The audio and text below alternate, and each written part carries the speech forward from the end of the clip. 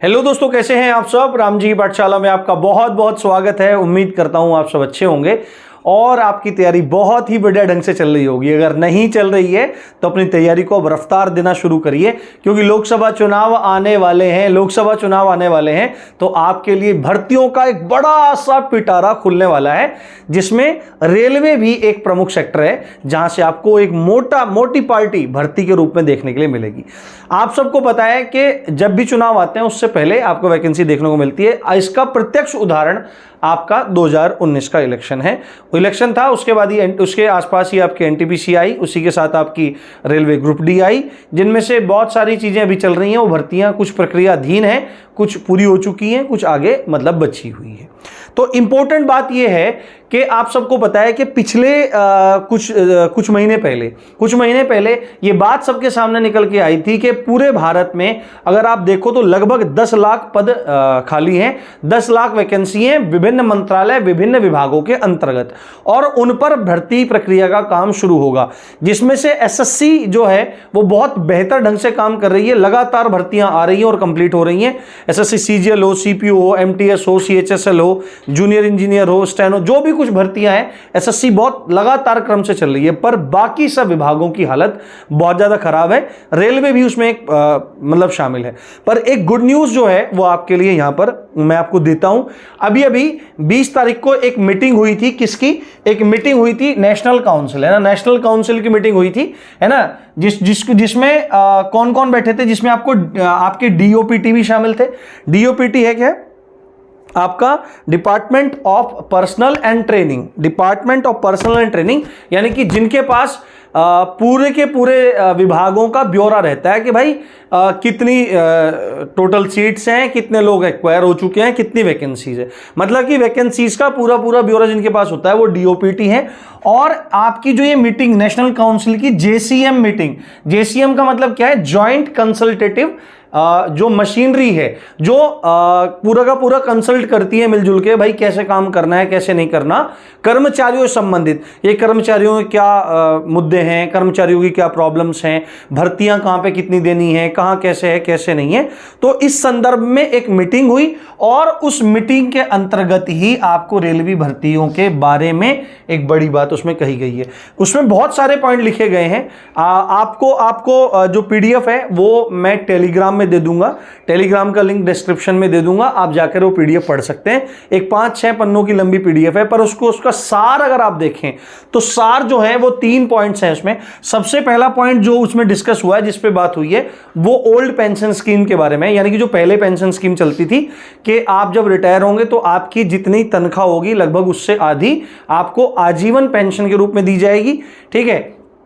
तो वो वाली जो पेंशन स्कीम है जो गवर्नमेंट आपको देती थी, अभी न्यू पेंशन स्कीम चल रही है, तो उसमें बात हुई है कि भाई ओल्ड पेंशन स्कीम को लागू किया जाए। तो ये मतलब अच्छी बात है, इस पर डिस्कशन हुआ है, लागू किया जाए ना किया जाए ये, क्योंकि अगर ये हो जाती है तो अगर आप अभी सेवा में भी नहीं है और अभी आप जाने वाले हैं, भर्तियां हैं, तो ये आपके लिए रामबाण है, क्योंकि सरकारी नौकरी का जो सबसे पहला आकर्षक बिंदु है वो पेंशन होता था पहले से, कि यार नौकरी करेंगे 60 साल तक, उसके बाद जब तक जिएंगे तो पैसा मिलेगा, किसी के मोहताज नहीं रहेंगे।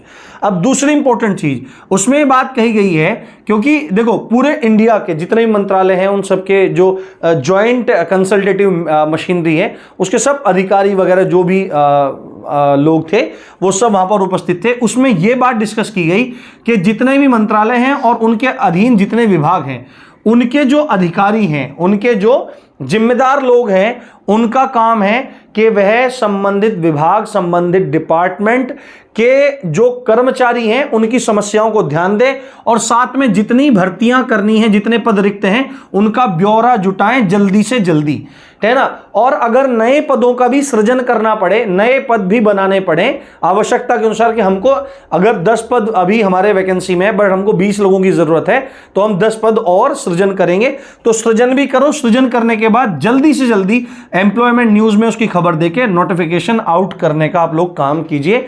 ये सारी बात कही गई है। और एक स्पेशली 9 पॉइंट में एक बात स्पेशली कही गई है कि रेलवे की जो भर्तियां हैं उनकी बहाली जल्दी से जल्दी शुरू की जाए, उसमें जल्दी से जल्दी मतलब काम किया जाए, ठीक है। उसमें शुड का प्रयोग किया गया है। देखो राम जी की पाठशाला आपको जो होता है वही बताएगा, फर्जी बात बिल्कुल नहीं बताएगा। हमेशा इस बात का ध्यान रखना आप, वहां पर लैंग्वेज शुड का यूज किया गया है, यानी कि डिस्कशन में ये बात है कि रेलवे की जो भर्तियां हैं 9 पॉइंट में लिखा है कि जितने विभाग हैं उनमें जल्दी भर्ती निकाला जाए। स्पेशली वहां पर रेलवे के बारे में मेंशन किया गया है कि रेलवे में जल्दी से जल्दी काम शुरू करना चाहिए, भर्तियां जल्दी निकाल के और लोगों को भर्ती करना चाहिए। अब मोटा मोटा बात करें कि रेलवे में कुल मिलाकर के कितनी पोस्ट हैं जो मोटा मोटा रेलवे के अनुसार वैकेंट पड़ी हुई हैं और लगभग कितने पदों पर भर्ती आने की संभावना है। ठीक है, संभावना है, ये बात आप ध्यान से समझ लीजिए। और कौन कौन से पद हैं, तो आपके रेलवे में जो मतलब प्रचलित कैटेगरीज हैं, जो बच्चों को ज्यादा रुझान रहता है जिनका, जिसमें रेलवे ग्रुप डी है, आपका असिस्टेंट लोको पायलट और टेक्नीशियन है, जूनियर इंजीनियर है, एनटीपीसी है, और रेलवे पुलिस फोर्स आरपीएफ के बारे में भी बच्चे बहुत ज्यादा उत्सुक रहते हैं इस चीज को लेकर के। तो सबसे पहली बात तो रेलवे के द्वारा ये समय समय पर चीजें बताई जाती हैं कि लगभग हमारे पास 3 लाख पोस्ट वैकेंट हैं, कहीं भी 3.5 बता देते हैं, कभी 360 बता देते हैं, कभी आगे पीछे कर देते हैं। तो इतना तो निश्चित है रेलवे के अनुसार, रेलवे की जानकारी के अनुसार कि लगभग 3 लाख प्लस पद रिक्त हैं, 3 लाख प्लस वैकेंसीज हैं। तो अभी इसके बारे में जो आगे पदों की आने की संभावनाएं हैं वो कुछ इस प्रकार हैं कि 3 के 3 लाख पद पे तो वैकेंसी एक साथ निकलने से रही, हालांकि ग्रुप डी की लगभग 1 लाख वैकेंसी निकली थी। तो अभी भी जो संभावना है वो लगभग 1 लाख से लेकर के 1.5 लाख पद तक संयुक्त रूप से, अगर हम बात करें ज्वाइंट रूप से, इन सारी की सारे पदों पर आपको भर्तियां देखने के लिए मिल सकती हैं। जिसके बारे में अगर मैं सबसे पहले आरपीएफ की बात करूं, क्योंकि रेलवे पुलिस फोर्स के बारे में बच्चे काफी जानना चाहते हैं, तो इसमें दो पोस्ट हैं इसमें आपकी, एक कांस्टेबल है, एक सब इंस्पेक्टर है।